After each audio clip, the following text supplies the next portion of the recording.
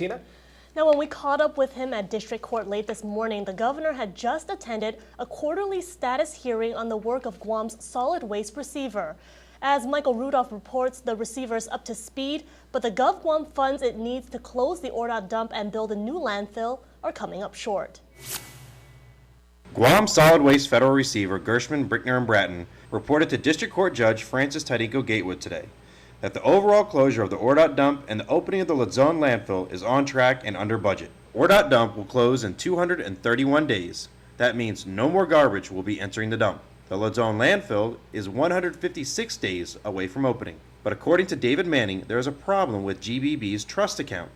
The Treasurer of Guam has withdrawn almost all cash deposited in 2010, but the withdrawals have exceeded expenses. What Guam, as you folks deal with every day, has a chronic cash shortage. So when you take the cash, it basically winds up going to other things. So far this year, the Treasurer of Guam has withdrawn over $7.6 million from the receiver's account. 2010 expenses only amount to $3.9 million. Almost $3.7 million in withdrawals is supported by no documentation. It's important because the solid waste funds under the bond indentures and under law are trust funds. And you can't commingle trust funds. We want GovGuam to be paid for, to be able to have funds for all of the expenses of solid waste that it legitimately needs.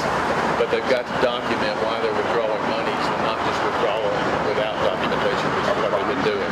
We've asked the court, and the court has agreed to order that those things stop. Manning says if these practices continue, it could become a serious problem and jeopardize progress that has been made so far. According to the receiver's report, some achievements are all 25 residents living on Dandan Road have agreed to have the receiver's contractors complete underground utility upgrades and road improvements that lead to the landfill. Manning told Judge Tydeco Gatewood that it is a very good road and the utilities are among the best that will be on Guam. Entrance facilities are under construction, like the landfill's maintenance building. Access roads are taking shape, and even GWA is working on obtaining permits from the EPA regarding wastewater from percolating ponds seeping into the ocean. Manning says in order for the entire project to move forward smoothly, it is important that everything is done by the book.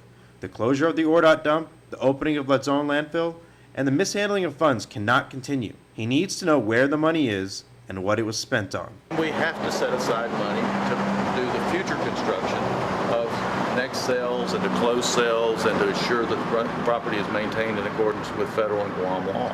Reporting for Guam News Watch, I'm Michael Rudolph. Thank you, Mike.